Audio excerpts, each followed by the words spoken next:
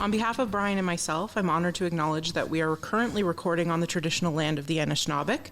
The Anishinaabeg include the Ojibwe, Odawa, and Potawatomi nations, collectively known as the Three Fires Confederacy. CFS Counseling and Wellbeing and United Way Simcoe Muskoka respect Indigenous history and culture and are dedicated to moving forward in the process of reconciliation with all First Nation, Métis, and Inuit people. Welcome to Resilience Rising, the show that shatters poverty myths, sparks optimism, and fuels innovative change through community-inspired discussions. We're your hosts. I'm Amanda Fellows, Community Programs Manager at CFS Counseling and Wellbeing. And I'm Brian Shelley, the Chief Executive and Philanthropy Officer at United Way Simcoe Muskoka. The title of today's episode is Resilient Futures, Empowering Communities and Transforming Lives. Like the people within them, communities are resilient when they are prepared to manage hardships that arise, when they create innovative solutions to adapt to change, and when they recover quickly from challenges.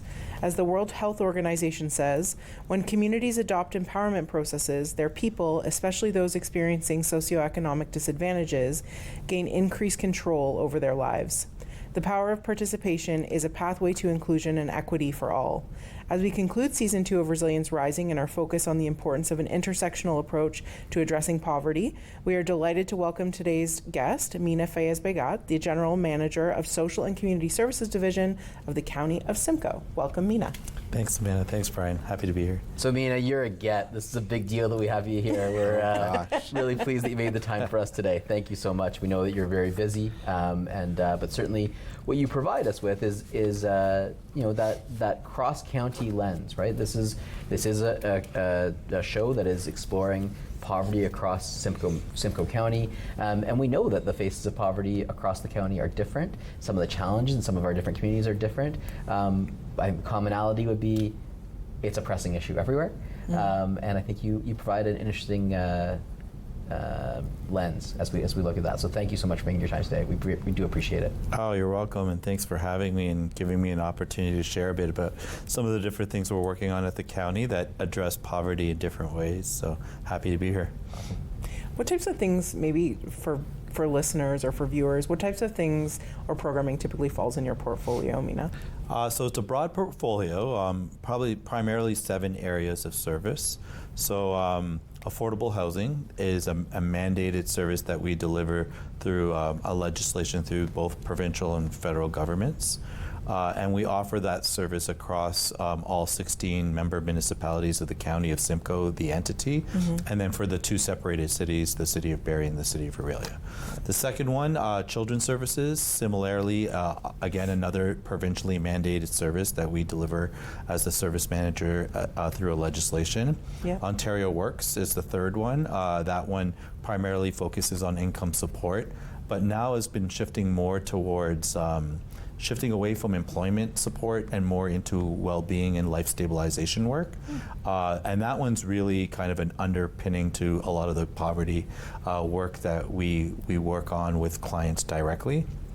Where children's services is the subsidy of, it's a subsidized kind of funding of childcare services and early on learning and education programs. The fourth one is homelessness services, and this is again system service manager mandated by the province and the federal government as a community entity for the Reaching Home campaign.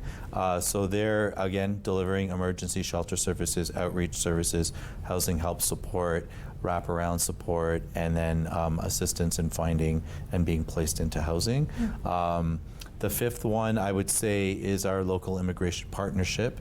So this is more of a newcomer service support. These are for new Canadians or new people who are new to Canada, and we facilitate a collaborative of many different agencies around the county that work primarily on supporting people who are new in the county.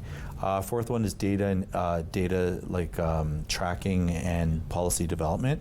So this is more one about future planning and structuring of how we deliver services.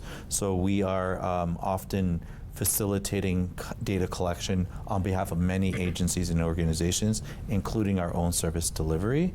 And then the final one is really this idea of community services that are not covered by federal, provincial mandates. And that's where we do a lot of the poverty, like food security tables that we sit on. We offer a social investment fund that focuses on community development work, and really work that is driven to try to address underlying issues that are impacting our social economic impacts on our communities right now. So you're bored. Yeah. Barely standing. That's a lot, yeah. And you've been up here in Simcoe County for about a year now, is that right? A little over, closing in on 2, so maybe a year and 10 months if you're not, but not counting. Yeah. Well, thank you. And again, hearing how much you've got on your plate, again, we appreciate you joining us, but also the perspective that you bring, because it actually leads really well into my next question, which is around the intersectionality between poverty and a lot of these other issues, right? Childcare and housing and all of these pieces. So through this series, and this is the final episode of season 2, we've explored various intersections of poverty and social issues. How do you see community resilience playing a crucial role in addressing these complex challenges? I mean, I think it's a critical role. So we often say whatever service area or social service area we're tackling, whether it be employability or affordable housing or homelessness, we always talk about these issues being community challenges that require community responses. So I think the resiliency of community is critical in being able to address these things. Oftentimes, kind of like older thinking around these social issues was that the government was responsible to address and solve the problem, where I often now see that it's the opposite, is the government may be able to indicate where there's an issue of need, but considerably rely on other service or resources or service provider resources to address the issue. So it's not just solely the county of Simcoe that needs to create affordable housing for its 18 municipalities, but it's the 18 municipalities that need to work with the county of Simcoe to facilitate a whole bunch of agencies and communities and organizations to create more affordability. So that would be kind of an example of it. Like, I mean, you see it a lot now in homelessness.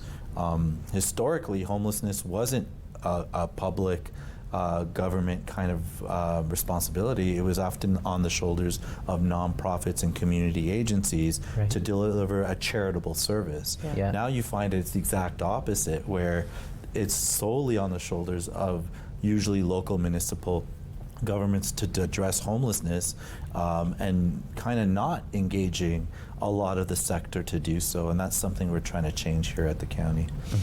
You speak to homelessness, we speak to affordable housing.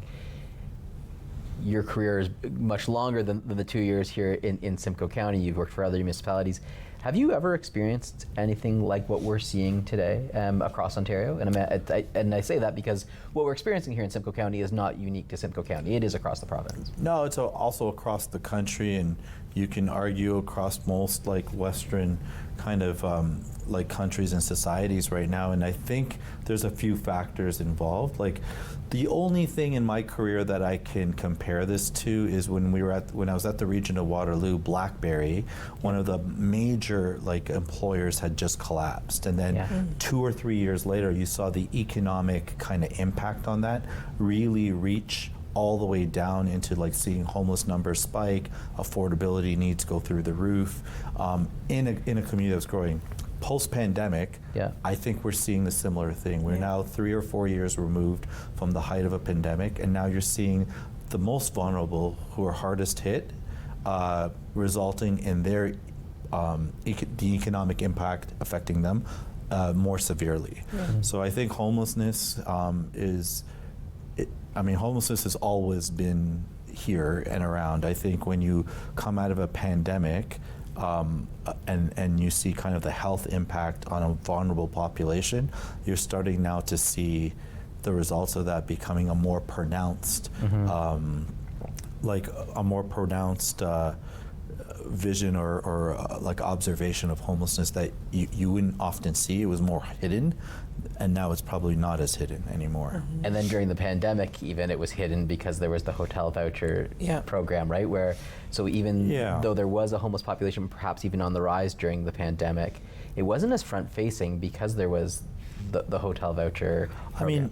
I mean, no, we the homelessness system has always relied on hotels and motels. Like, it is a key component anywhere you go, whether it's City of Toronto, Region Waterloo, or anywhere else across Ontario, because there was never enough shelters to shelter everyone experiencing homelessness, especially large families. Yeah. So only thing that changed was, instead of sleeping side by side in a 2 or less feet apart in a bed in a congregate setting, which you couldn't do during the pandemic, we then shifted our focus on the resource we often used, motels and hotels for families, but used it for everyone. So it didn't necessarily change the number of people who needed a bed. It just changed where you were using that bed. Right. The difference was, coming out of that, the congregate living setting that most people experiencing homelessness used reluctantly now are more not. They're more reluctant to use that same model when they've seen kind of a better service model with, like, private rooms, private bathrooms, which is understandable, right? So some people are reluctant to use that service and would rather stay outside than come inside for many reasons. And I think one of them is just the standard of accommodation has changed. Yeah, interesting. So when we consider that, I know as the county you fund a lot of innovative programs, services, things that help to address some of these kind of critical poverty issues. I'm wondering if you can speak to some of that work. Like, what are you doing that's changing some of that landscape? A few things. Like, I think the first thing that probably is new, and maybe the pandemic taught us this, is we have to be better prepared on understanding who we serve by understanding the data points that tell us the story of their need. So we stood up like an open data strategy where on open.simcoe.ca you can see numerous different dashboards that slice the needs of our social services in many different ways. We're about to launch our children's service one. We've launched our housing aggregator one that talks about affordability by city, true market rent affordability. That updates live every month, so now you know how much it costs, where to send your child to a child care or early on education program. You can go and see how many people stayed in shelter last night, so that, you know, knock on wood, if we're ever addressing like a global health crisis, we actually know how many vulnerable people we're serving and how we need to serve them. So data was the first thing. Then after data came kind of going back to the basics of like deciding like if we need to serve more people who are experiencing homelessness, we obviously are going to need more ways to enter them into their next kind of like stage in housing, that continuum of housing. So this is where we started looking at rapid rehousing programs. How do we stand up a 120-day program with intensive case management to get a cohort of individuals experiencing homelessness permanently housed and out of chronically using an emergency shelter system that was never designed for people to live in. There were, you know, our shelter systems 10 years ago were 90 days or less, 60 days or less. You fell on hard times, you needed a couple months to get back on your feet, and then you find your new place to live and continue on. That's not the case anymore. We have people languishing in shelters without a way out because we're not focused on how to get new opportunities for housing. So there's an upstream outflow that you have to focus on: rapid rehousing, supportive housing, affordable housing, clinical support, medical support, social and well-being support, life stabilization work.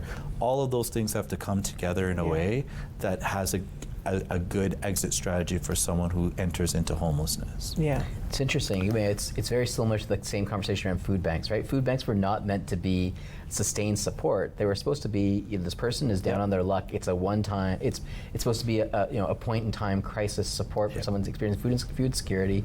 And what we're seeing now are folks who are dependent on food banks, people who are employed dependent on food banks over a prolonged period of months into years. Yeah, emergency services. I mean, we used to call it the emergency shelter system. It was a thing that you needed urgently but for a few months or less until you get back on your feet. That's not the case anymore. But so what we're trying to say is like, well, we're understanding the needs are becoming more complex. Like homelessness is a health crisis. It's an affordability crisis. It's an economic crisis. It's not just one thing like a housing or shelter crisis, right? So for us, it's understanding that wherever the person needs to go next has to have all the supports for them to be successful.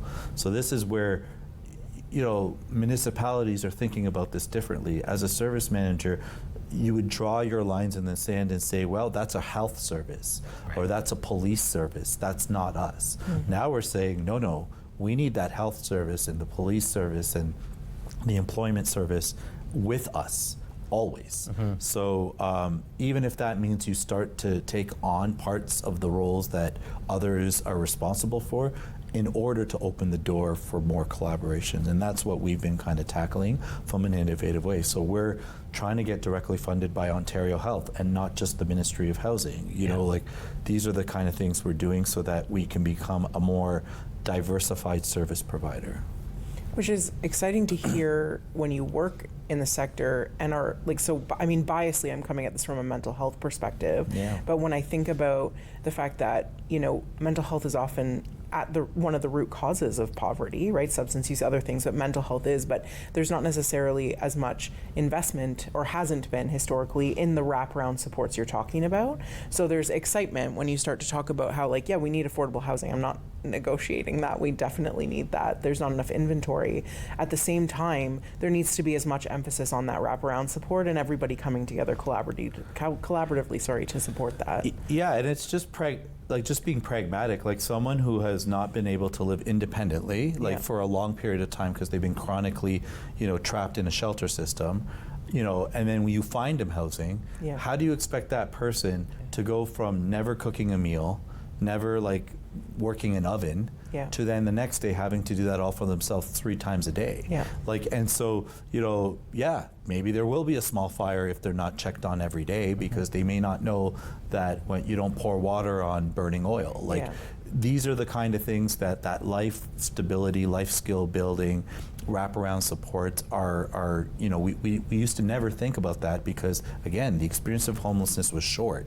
So someone didn't lose those skills or over a small period of time. But when you're relying on supports constantly, you'll need at least a transitional period to continue with those supports. So mental health is another one of them. Like, you know, being in a room full of 30, 40 people every day versus being in a room with no one in it for the rest of your life could be daunting, could be scary, could be isolating and lonely. So like, you kind of got to think that people's mental health, like we assume that someone leaving from a congregate setting to an independent setting is just going to be better off, and sometimes they're not. Like, the exact opposite happens. The first thing they do is start inviting all their friends, you know, and maybe not understanding, well, there's different rules around, you know, staying on your own versus staying in a congregate setting and what you can do with your friends. So it's those kind of things that we have to think a little bit more just like rationally about. Like, logically speaking, we need to make sure that there's no like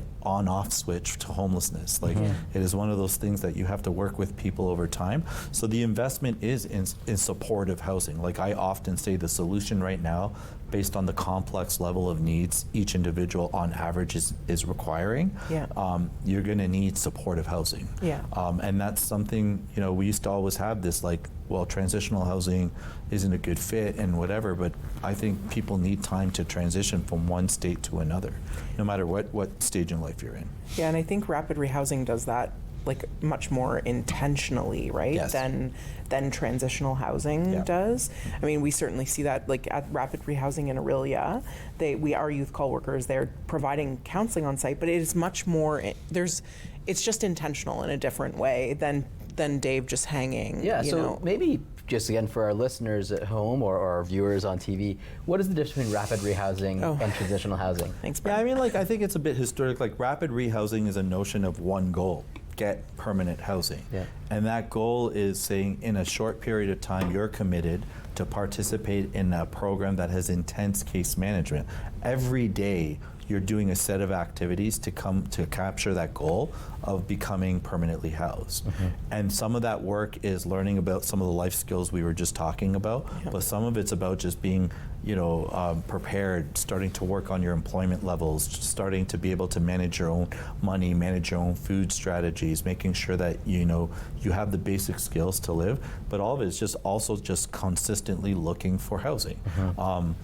Whereas like transitional housing was oftentimes mandated through systems, like whether it be like discharge strategy through a justice system or a hospital system, where you're just getting quote unquote back on your feet or stabilized, but on your own, really with a few rules, like got to be in by this time, got to be up by that time, got to be looking for a job, but that's it. But you were left to your own devices to do that, and you had a clock, and then after 6 or whatever months it was, out to the next thing.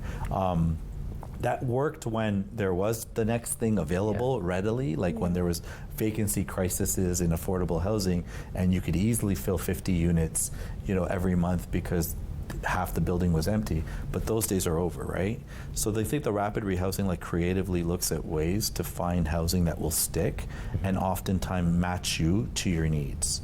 What level of support do you need? So what type of housing should you be looking for? So I think this is really interesting because I think there is, we say that this is a program that demystifies poverty.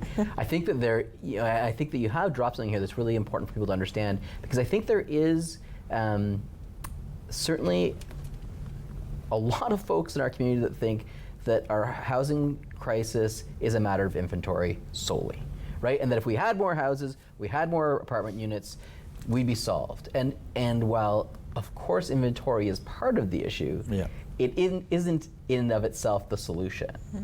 Yeah, there's always this thinking of like a trickle down effect. If I build more home ownership opportunities, then those who are renting can get into that, and then they empty up rental units that empty up affordable units, and so on and so forth. Yeah, maybe that's a part of it. I think like we definitely need to create more housing that's attainable and more housing that's affordable, and those are two different things. Attainable is for all of us, like meaning what can you actually access with your level of income. Affordable is for those who have a capped limit of income or a very minimum limit of income, and there's only certain options available for them. That is going to be deeply different than the rest of us, which is the majority of like what attainable housing would be. But that being said, yes, we need more housing, but I keep saying we need more housing with supports, and different types of support. I mean, it's no different than looking at like the seniors communities and aging into seniors and retirement. It's the exact same concern there. We need more retirement housing that's affordable. We need more retirement or long-term care facilities that are supportive. That mean that they give you health care as you age. So it's the same idea, but for people even experiencing homelessness or living in poverty, whether they're housed or unhoused, they need more options that address their needs.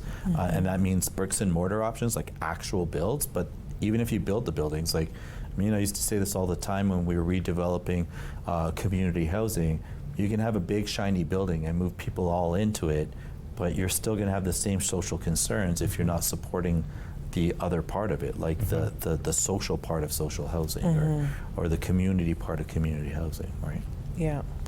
You need that building of community ultimately, right? 100%. That's a big piece of it. So how can we foster a stronger sense of belonging and collective action within our diverse communities in Simcoe County, especially when addressing poverty?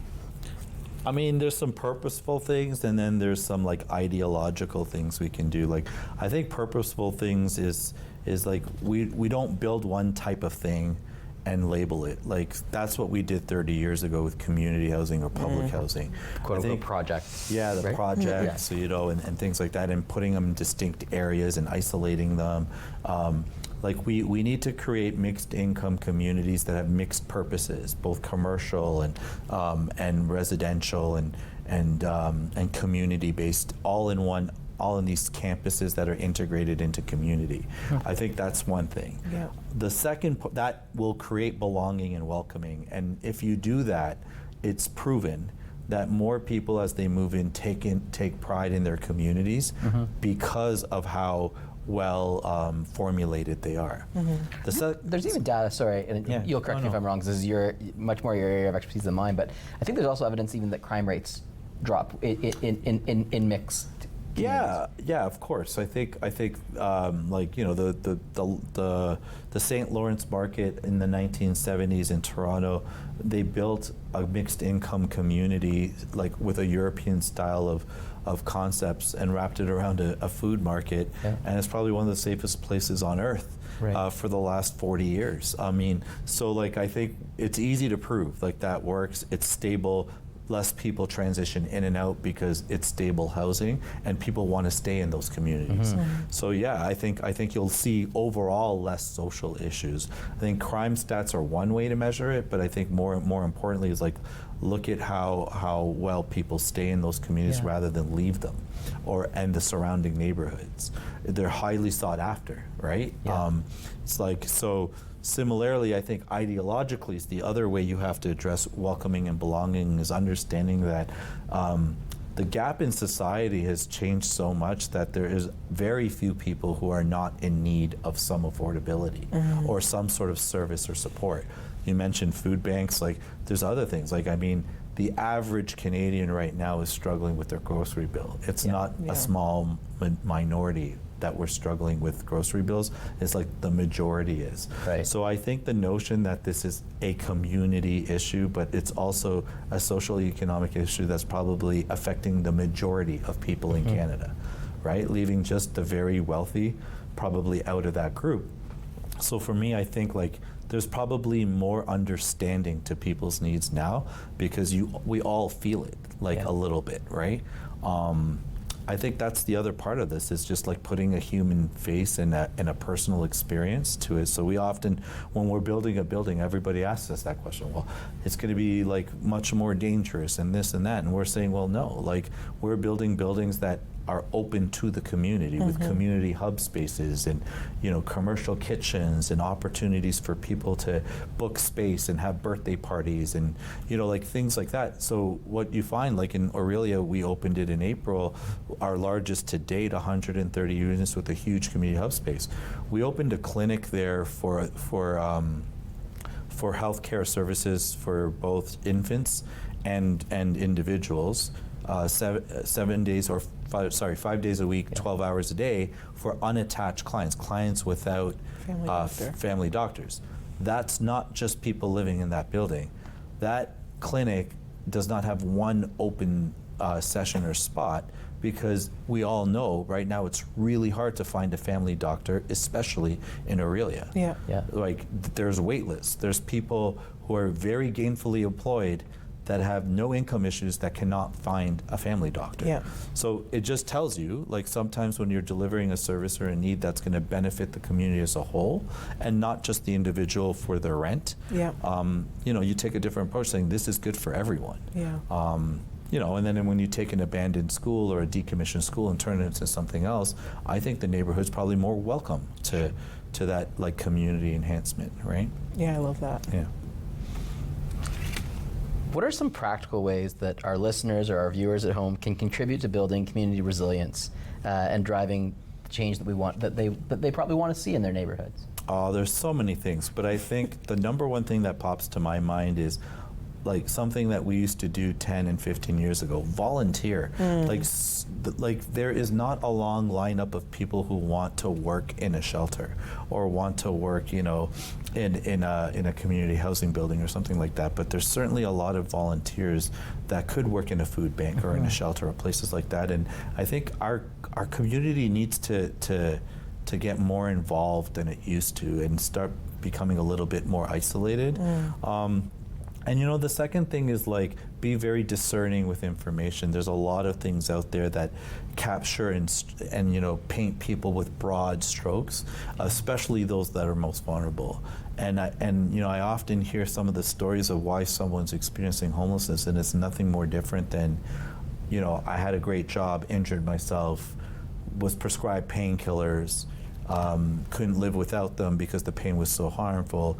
That affected all my health outcomes, which affected my life and my employability. Yep. And here I am, 3 years later, addicted to an opioid or some sort of painkiller, and I can't get employed anymore, and I can't afford anything because I've fallen so behind the average income of society that you need right now to survive. So like, I think those stories like aren't being told, and what we see is like a lot of vilification of falling on hard times, which it never used to be like that. So I think it's like a little bit more of understanding and being a bit more discerning when you're reading things, or people are posting things, or people are saying things in public, like just thinking more about, well, what's that story behind it? Like, how does that person get better? Yeah, there's certainly a healthy dose of, oh, that could never happen to me.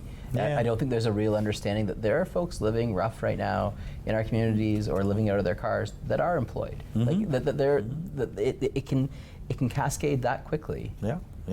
I mean, like there's numerous people. Like if you go out and volunteer at one of the food programs that offers a meal a day or a breakfast or something like that to a large group of people, you can sit around the table and hear the stories. I mean, there's guys that are like, well, the most important thing I own are my construction boots, because come summertime, that's what I need, my hard hat, my construction boots, and I protect those and make sure they don't like get lost or taken or stolen or misplaced, because that's how I get my work in the summer. So yeah, I mean, there's a lot of people working and a lot of people trying to make ends meet that are surfing on someone's couch, or using like motels on the weekends and sleeping in the cars during the weekdays, things like that. I mean, that's not an unusual story. I do think though that it is true, like we often don't want to think it could be us. And one thing we used to do when we used to work at community housing, we used to always tell our staff, like, we're all one paycheck away, like from needing one of these units. So like, treat it as if it was going to be your home next month, and treat the people as if they're going to be your neighbors next month. And I think if we did a little bit more of that, we'd probably get a little further as a community in terms of like finding better solutions, for sure. And you mentioned that example of the individual thing, the most important thing I have is my boots, or my work boots, or my helmet, right? And you think of how much we take for granted the fact that, like, well, when I'm done with my work boots, I put them in my front hall closet, and it's there's incredible privilege that comes with middle class that I think we don't we just take for granted because it's what you know. Yeah, I just don't even know if the middle class really exists anymore. Like I feel like back 30 years ago, it was such a large class of group of people, almost with very similar employability skills, very similar incomes. I just don't think it's like that anymore. Like as the markets move, like I would say probably, and I don't know, I don't have stats on this, but I wonder if the majority of people have more than one job right now that are in that bracket that we used to once call the middle class. I don't think it's the 9 to 5, check in and check out type lifestyle anymore. I think people are just hustling a lot more. Things like Uber and like other alternative ways of employability have probably expanded people's like work hours, literally. So you're probably seeing a lot of people just doing a lot to get by. And I guess maybe that is the new middle class, or the new average of what people are going through, especially younger people, I think, coming out of like school, whether it be high school or college or university or none. I think you're probably seeing them having to survive by multiple employment jobs, and it wasn't just a part-time job. Like now this is it. Like this is what we do. Like I just ran a Brian workshop on, I'm going to botch this stat, and so we should probably put it on the screen, but I just ran a Bridges workshop on Wednesday, and I was reading this stat to them. Bridges Out of Poverty, which is an economic diversity training. But we were talking about, I was reading this stat about how 53% of self-identified middle-class humans feel hopeless in relation to their children ever achieving a middle-class status, which for me was like, it's just exactly what you're talking about, right? About the shrinking middle class and this. People are gonna it just feels like, it feels daunting sometimes when you think about the struggle we're in and the forthcoming struggle for generations. But it shouldn't be surprising, right? So we have a minimum wage in Ontario that's $17 and change, and credit to the provincial government, they've recently just increased it. But we also know that in Simcoe County, for example, a living wage is $22 and change, right? So there's a $5 gap every hour that someone works that they're falling further behind, right? Yeah. So over a working day of 40 hours, that's, or over a working week rather of 40 hours, that's $200 a week that someone's falling behind. And I think... So what happens is that working week goes from 40 to 50 Right. hours, or That's right. 60 hours, right? And you can't get out of it. Like, there's no exit. Like, this is what, like, to your point, it is a bit sad where, I've heard this more now than I've ever heard it before. Over 20 years in working in this sector is this idea that, like, I will never be able to afford a home. Like, that's become a reality for someone right now that's the age of 20 and probably just starting the prospects of their career. Yeah. Like, I mean, that's different. That's not what we, like, at least for me, that's not what I Sure. grew up with. Like, I knew that if you worked hard and you saved, you could actually achieve that goal or that dream. I think there's people right now saying that we'll never get that. Yeah. So that's, And think about how daunting it was when you bought your first house, and that house was probably a fraction of what of what the first home would be today. But even still, like, I remember my wife and I had $12,000 to our name in our savings for our down payment, and we were scared, so scared to pass that over to the bank for our down payment. Yeah. Can you imagine the luxury of a $12,000 down payment today to buy your first family home?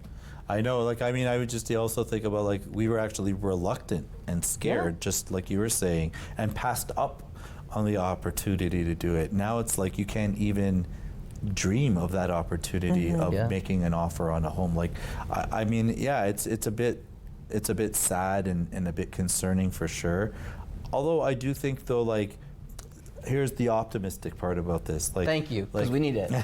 Like 15 years ago, this was an issue you couldn't get on the radar in front of elected officials and councils and governments. But now it is the issue that they're all talking about. So, like, you're optimistic. Like, it is true, both provincially and federally, both orders of governments are spending more now than they've ever spent before on social services, where before you had to defend their need for social services to be a part of the tax levy. Yeah. So I think, like, you're not trying to convince someone that we need affordable housing. You're trying to convince them of how much you can build versus how much they want you to build. Yeah. And the roles are reversed, like, where they're asking you for more than what you can do. Yeah. That's a good thing. Like, that means that the people responsible for making the decisions on how we build the next 20 years of social services to be delivered have it top of mind now as their number one priority.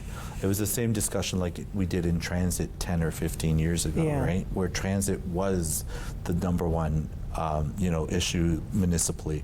Now it's housing and homelessness, or homelessness and housing, whichever, 1A and 1B, really.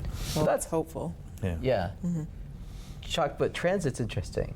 So talk to us, not me, both of us, and everyone at home. Talk about the intersection between access to public transit and affordable housing. Yeah, so I'm not a planner. So all I know is that, when we were building housing, in order to make sure, like, affordable housing made sense, it has to be tied to another social service that we I joke with my colleague Rob Elliott, who's responsible for transit at the county, like, it is a social service. It is a subsidized way to move people around, oftentimes people who cannot afford a car or other mode of transportation. So connecting the two was critical in, like, the late 90s and the early 2000s when you were building. It was actually a key requirement of most planning strategies. So I think it's been very well defined of why you need one near the other, right? Like, so you can't build a community housing or social housing or now mixed income affordable housing in a community that you can't reach, or that community can't reach critical services. And even if you build all the services on site, you can't isolate it. It has to be embedded and integrated into the broader community. So transit is a key to that.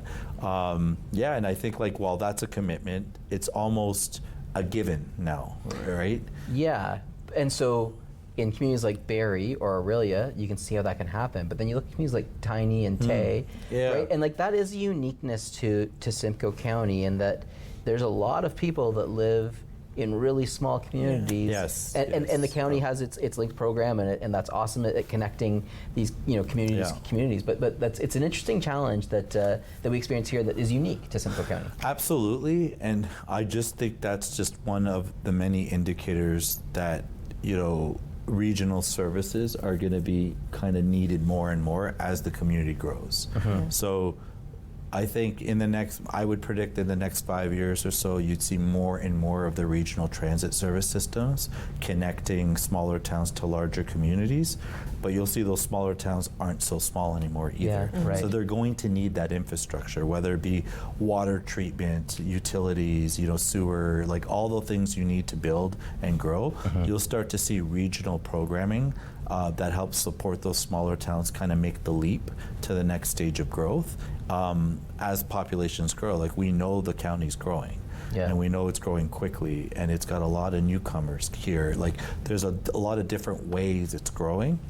So that those regional services will come right, as the growth continues. So, I could continue this conversation all day long with you, but we're going to try and tie up with one question. I try and tie it up with a hopeful question. So, if you have one last thing to share, your one last thing, what is your vision?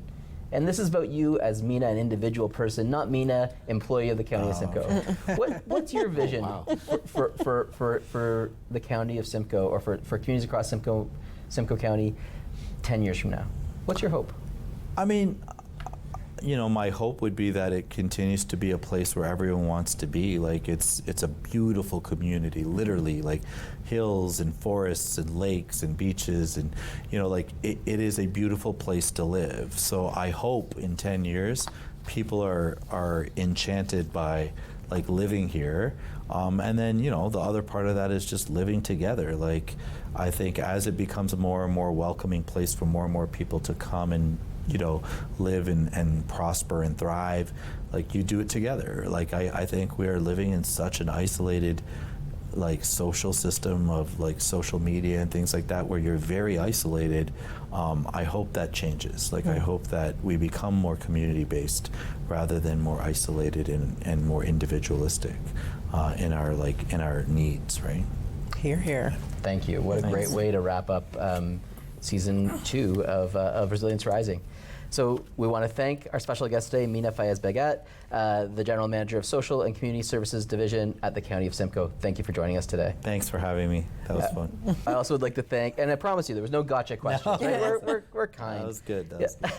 Thanks also to our studio partners at Rogers TV Barrie, and of course to you, our viewers and listeners at home, for joining us.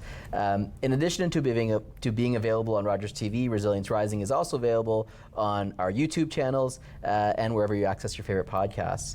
This marks the season finale of season 2 of Resilience Rising.